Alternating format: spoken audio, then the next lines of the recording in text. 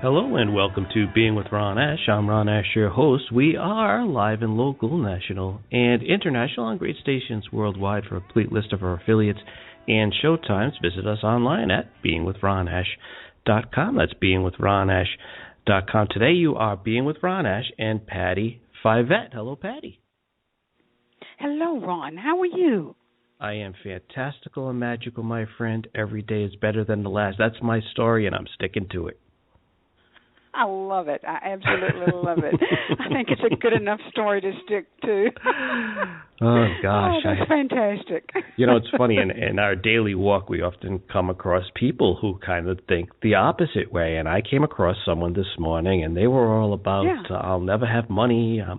I'm broke all the time. And I'm like, hey, ho. And that's exactly what's going to happen. Exactly. And I said, so that's been your continuous experience, right? I says, how about you try this? So we'll see what happens next time I come across that person. But it was so heartfelt that it was, having an effect on me. And I could clearly see that she was very successfully using metaphysics, the law of attraction, and all the principles revolving around those things to get exactly what she didn't want in her life. Oh, wow. Wow. Well, maybe that one little seed you planted, maybe it'll grow into something beautiful for her. I hope so, because that's what I'm all about, planting seeds. And we're going to be planting some seeds here tonight. We're going to be talking about your book, The Making of a Mystic, which does a lot. It accomplishes several things, doesn't it? Yes, it does, actually. It does. First, it tells my story about the automatic writing and where I was in my life when automatic writing just happened one day. I didn't even know what automatic writing was at that time. I wasn't enlightened. I'd never heard of automatic writing, and it was a low point in my life, and I was having trouble even just getting to the grocery store, getting food for the week, and getting home. You know, automatic writing. Oh my goodness gracious! But anyway, so the book starts with that, and then as the automatic writing shifted into a stronger spiritual connection within me. In other words, as I realize my spiritual connection that is already there, I began to get messages about how humanity can learn from trees and how to get along with each other. And so that's a section of the book. Another section of the book is right before that is my own question and answer, the automatic writings, and it's very psychological in nature, but it's also spiritual in nature. It has a very high vibrational frequency. And then I get where I'm using the poet's heart, and I'm out in nature, and words and phrases will come as I feel a oneness with birds, butterflies, plants, weather, this type thing. And it's such a high vibrational frequency and such love that it comes in phrases, and it comes out very poetic. But toward the last of the book, part 5, part 6, there's some wonderful takeaways for the reader. The reader can actually use some of the exercises, and in the final section of the book, can use some of the exercises and some of the thoughts that came through as I was writing the book, and actually have their experience in connecting to the divine, not like I did, but in their own way. And that's what's important, because we're all different. And that part 6, I had an editor said, this is my takeaway from your book, Paddy. He said, this is what I am going to take and earmark and read every day, and and put somewhere where I can see it, because this is important. And I said at the time, I said, this came through me, and it's really important. I read it myself sometimes. It's connecting with the divine. So that's the book in jest. That's the book briefly. It's interesting because, you speak of animals, you speak of trees, you speak of nature, and we're all part of these things. And I think we kind of, forget that at times, and we get so far removed by all the distractions of life that we forget to just go out there and just kind of ground ourselves and plant our feet in nature, and maybe go up to a tree and just hug a tree. People have these things about tree huggers, and they equate that with environmentalists and things like that. But if you ever really just went up to a tree, wrapped your arms around it, put the side of your head against that tree, you will feel some amazing things, won't you? You really do feel some amazing things. The trees that I hugged, the trees that I don't want to say corresponded with, but the trees that shared their spirit with me. Let's put it that way. That's a perfect way of putting words. The trees that shared their spirit with me, they were older trees. They were grandfathers and grandmothers. They were just huge older trees. They had the most wisdom. They really just profound wisdom about life and branches that don't get tangled up with another tree growing next to them, and sharing space and being in your own presence and making do with the best you have with what you have at the moment, and being in the moment. Just lessons that we all could learn. And that took me by surprise also, but I opened up while sitting under one, thinking I was going to do some automatic writing, and the next thing I know, I'm hearing the story of a tree, and well, why not? I started writing, and wow, so many beautiful lessons from that. I never thought this would happen to me, but it's a surrender, and it's done with love. It's completely done with love. And Ron, how much better we all would be if we could not only look at ourselves in the mirror and feel our love that's innate as part of our being, but look at the person next to us on the train. In their eyes, look at our friends, our parents. Look at the people we thought that were our enemies for one reason or another, or just disagreeable people. Look, it's there. We're just blocking it. As you said earlier, humanity has forgotten this. I think it was more part of being thousands of years ago. But now in the Western society, we are so full of the business model, set a goal, and it's what you do, what you do, what you do. And I have found in my life that if I let what I do be an expression of what I am, instead of defining what I am about what I do, you get in a flow, and it becomes so much fun. I mean, it's really so much fun. As in nature, everything's intertwined. Everything relies on each other. I mean, even the trees. The trees have roots. The roots meet other roots. It connects to the soil. It connects to the water. It connects to the stones. It gives us oxygen. I mean, everything is so interconnected, and we really are one on this planet with all things. We really are. We really, really are.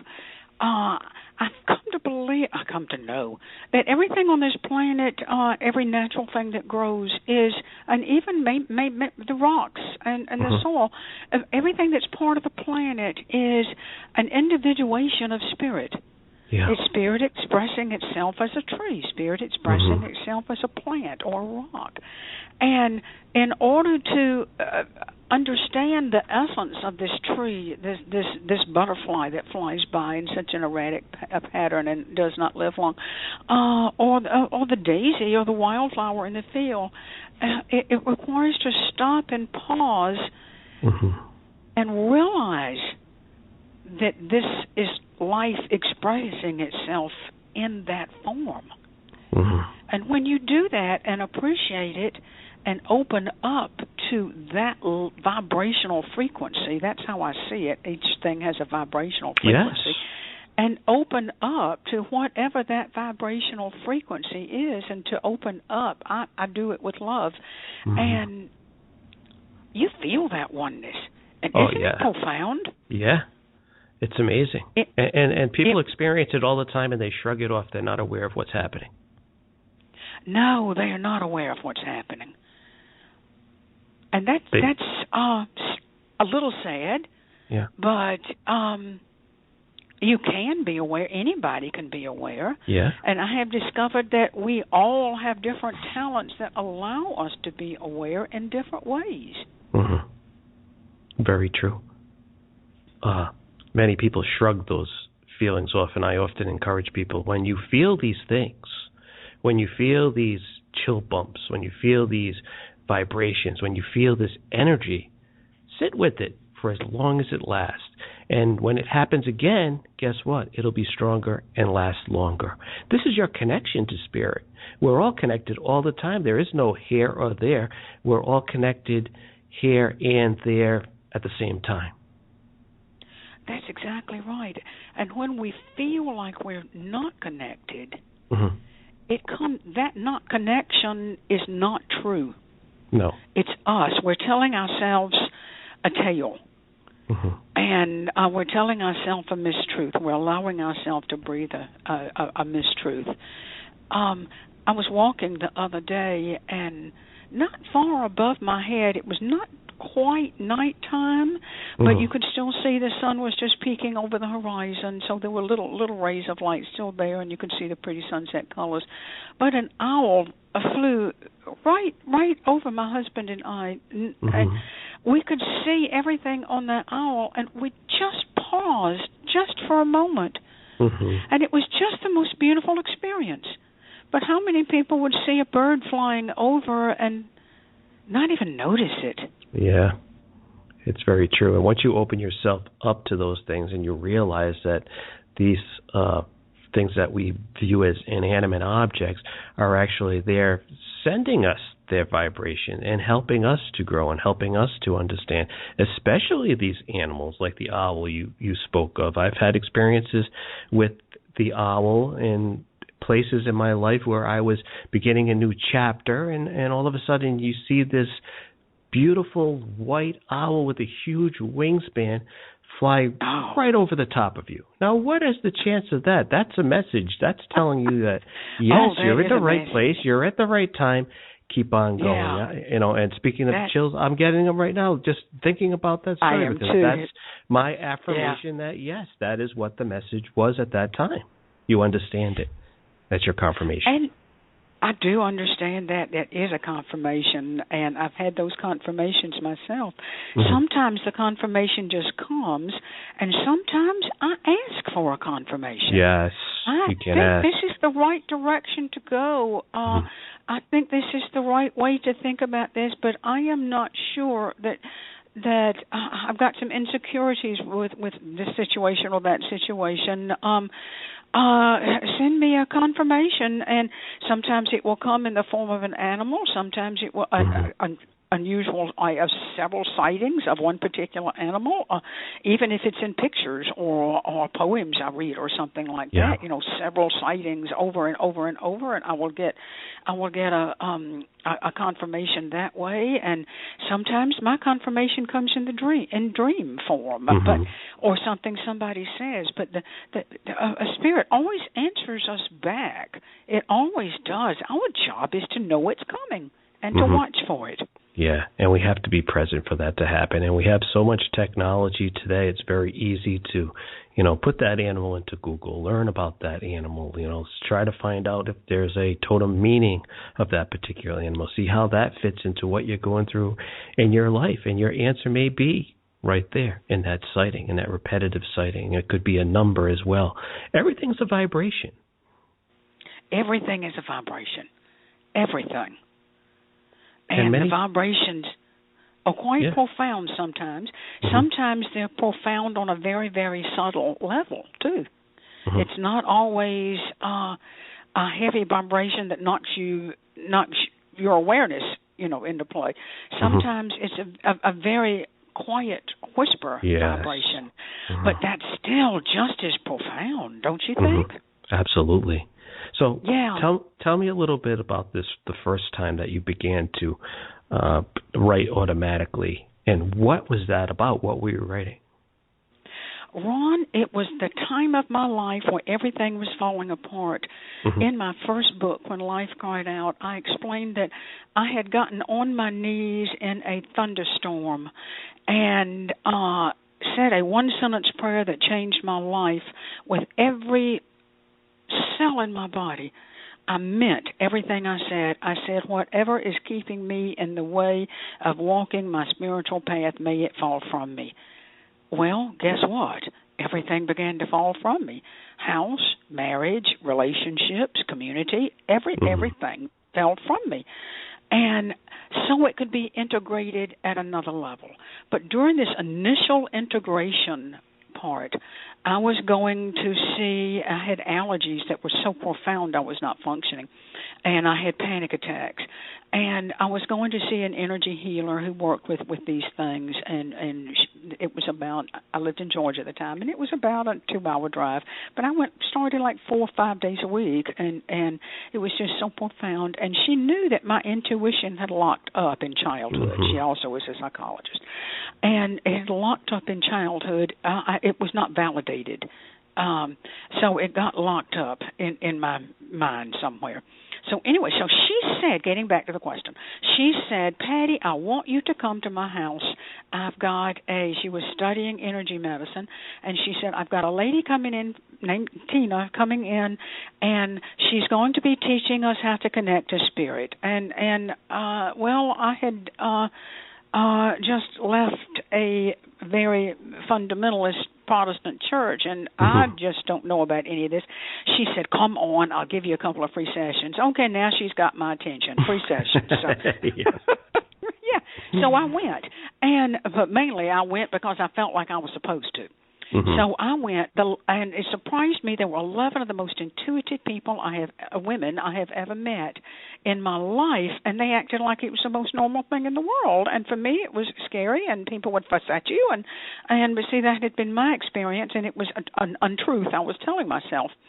Anyway, the last day, I could do the exercises, and that surprised me. But the last day, she said, I want you to go to a quiet place in the room or in the house. And write at the top of write at the top of your paper a question that has plagued you all of your life. Then go into altered state as best you can, the way I have described, using your breathing and slowing down and opening up. Okay. And see if you get an answer. And when you hear the answer or see a vision or something, jot down what you think it meant. And I thought, yeah, sure. And that was my thought. And she said, go try, Patty. At least go try. You're not, you're going to cut yourself off if you don't really go try. So I thought, all right. So I went in the back corner of her bedroom and sat like a Sufi mystic who knew what she was doing, but I didn't have a clue. But obviously something knew what it was doing, a big with capital S something, And so I wrote the question at the top of the page. Why do I never feel good enough? That's what I wrote. Yeah. And I went into altered state, and I became a witness to something that was happening. My hand wrote something at the top of the page, and I don't know what it was. And it wrote something that I didn't know at that time. It wrote at the bottom of the page. Then it moved to the middle of the page. It moved back under the top, and it began to fill in spaces with words. It didn't come out in sentences. It was just words, but it all went together, and I didn't know what I had written, and then it was over. And I was back, and I looked, and Tina had come into the room, and I was sitting there just bawling, just absolutely bawling. And I get emotional thinking of it now. You mean something out there cares enough about me that would answer this question for me? I had no idea that would happen. Just no idea. And Tina said, have you read it? And I said, no. And she said, well, read it to me. And I read it. Well, we both had tears. I went back, and out of 12 people, well, counting Tina, it was 12.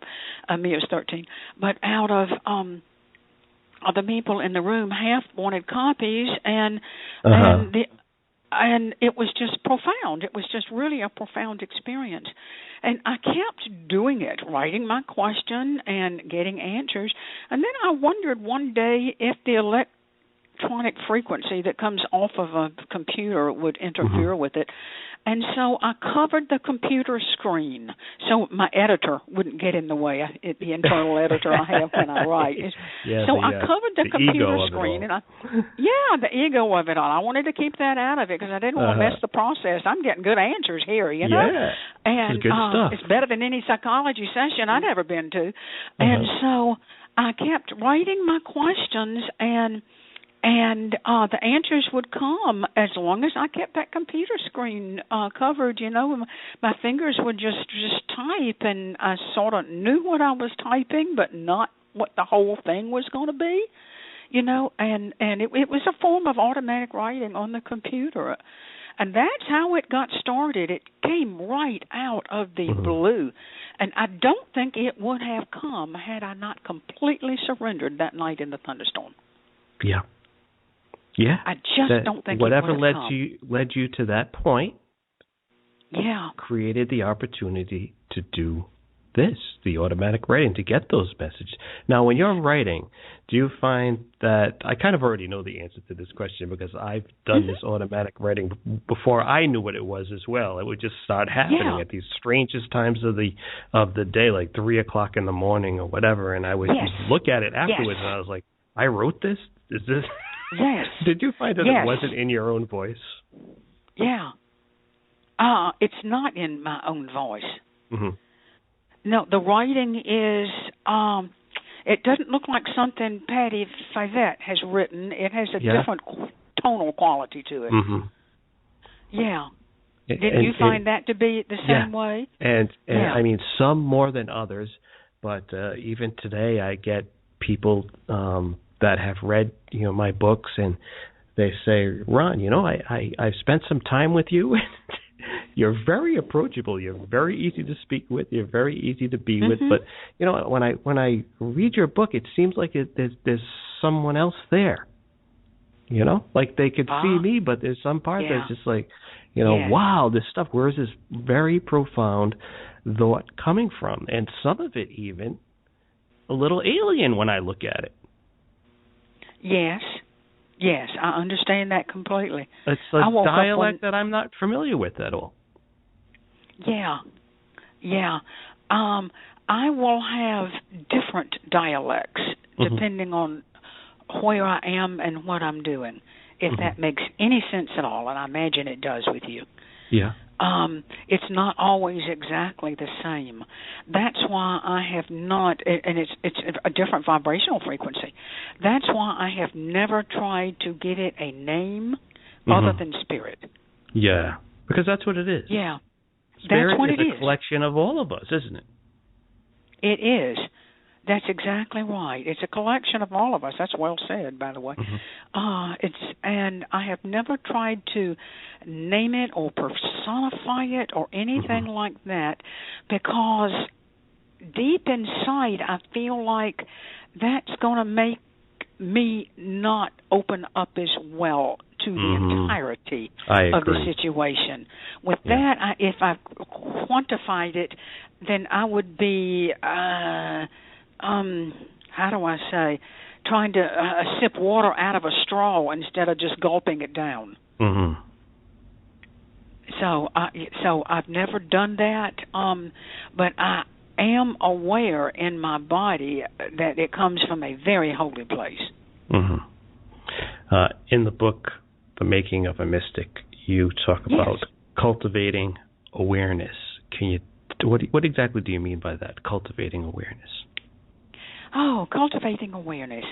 When, let's see how to start with cultivating awareness. It's being more aware, but it's not just a one-time thing. It's noticing. Use your senses and notice things. Notice the placement of objects when you walk into a room. That's one way of being aware. Don't just walk into the room and sit on the sofa, but be more aware. But in synchronicities, notice the synchronicities that come into your life. Oh, my goodness, this is the third time I have seen the number 444. That must mean something. Notice the white owl, like you so beautifully described. For me right now, it's herons. But notice the heron that flies really notice it. Don't just look at it. Yeah. Open up your poet's heart and feel it, and be in awe of it. And the cultivating part means to keep doing that. Know there's always something richer and deeper that your awareness can bring to you. Don't ever assume you have all of the answer, because spirit is infinite. It goes on. Yeah. It's